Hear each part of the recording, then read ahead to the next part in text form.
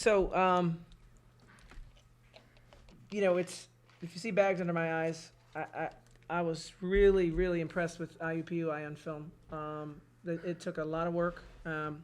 We absolutely prepped special situations, expected a close game. I was happy at halftime being up 12. We had done what we wanted to do, which was to get Macy, their two bigs in foul trouble because those two have been very good. And, we got good bigs, and we feel like we're going to go inside. We're going to establish the game early, drew the fouls we needed. They were really overboxing out Beatrice, and Beatrice drew how many fouls?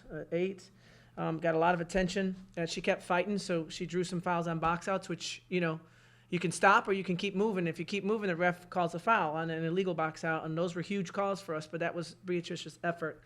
So the game was playing out how I thought. I did not expect that fourth quarter from my team. Okay, I was not shocked by IUPUI scoring 24 or 25 in that third quarter, but I did not expect my team to play the third quarter the way they did. Starts with a beautifully executed play, and Beatrice has a point-blank layup and misses it.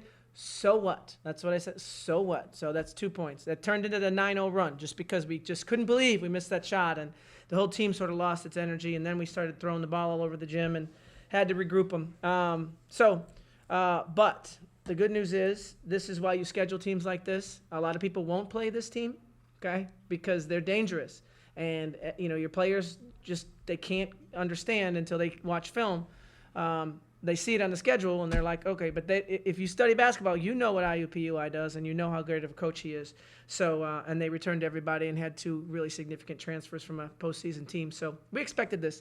And our fourth quarter was brilliantly executed, brilliantly on the defensive end, on the offensive end, different looks out of our presses. Everything we worked on, the kids really, really executed it. So credit to my staff and certainly to my leaders for pulling us through. Endia was spectacular.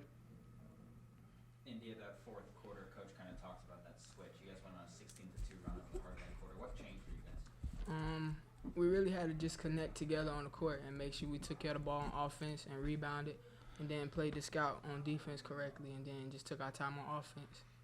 Leading up to the game, coach talked about when you put on the film, you see such a great team. What did you see when you watched the film? I saw a good team. I mean, they were good, and I feel like we just had to come in and just play our game and try to stop them from their tendencies, and we just come out good.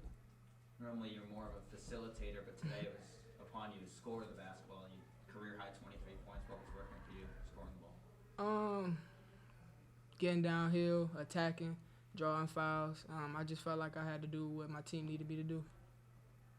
Coach, they got out to like a big run in the start of the second and third quarter. What do you think you guys wasn't doing, and what were they doing to get out to a big run? We did. We were, minus 20% on a mental focus. So we were at about 80% mentally, okay? And those little slip-ups, this team always attacks, right? So they did a great job. We missed the rotation. They ran a hammer screen and kind of got us off guard. They ran it twice, though. But one time, okay. Second time, our fault, right?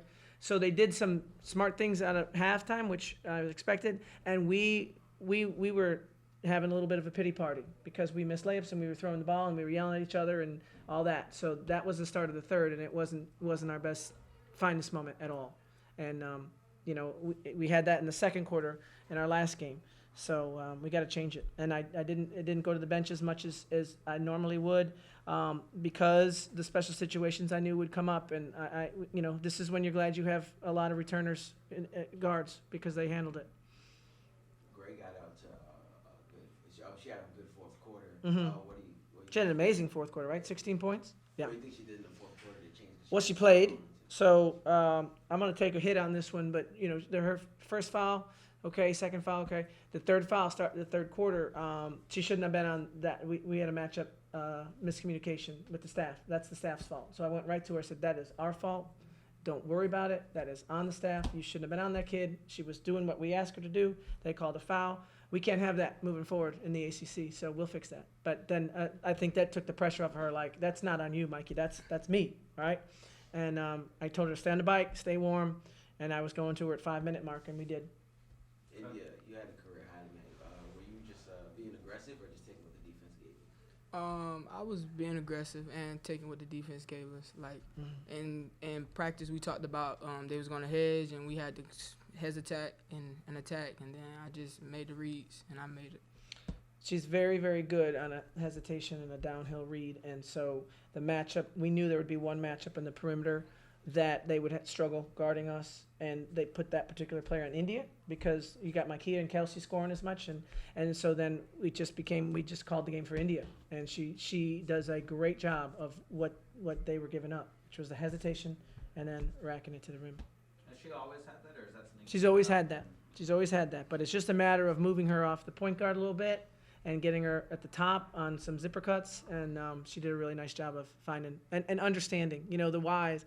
And that's where I love my underclassmen, and they're probably going to feel bad about not playing as much, except for City Baba, who was amazing.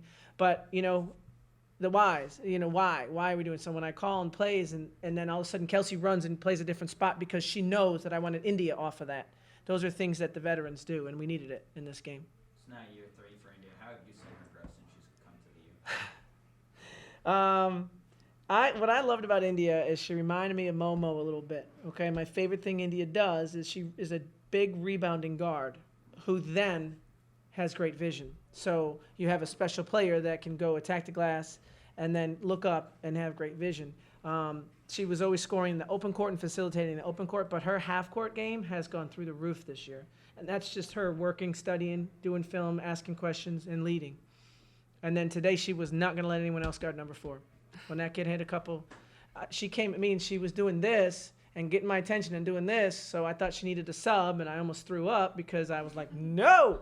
And she goes, no, don't, keep me on her. Like, I want her. So we'll have to work on our hand signals. You guys got some road games coming up. What do you want to learn from this game and take into your road games coming up? Well, yeah, it's for us, the schedule's building up, in intensity, and then, the opponents and, playing at DePaul, it's hard to win there. It's hard to win there at all. Playing DePaul, playing anyone, it's hard to win there. So we put ourselves, we want to go, we hope that we can have an NCAA, we hope we can get in, all these things, but you talk in the off season about, we got to go to a really hard place to play, and we got to do it early in the season and figure out what we're made of. Last year we went to Iowa State, right? And it was an impossible place to play, and we were terrible. All right, so we got to do it again. We got to figure out if we can grow, because we don't want it to be our first hostile environment in an ACC game. So this will be tough. It's going to be really tough.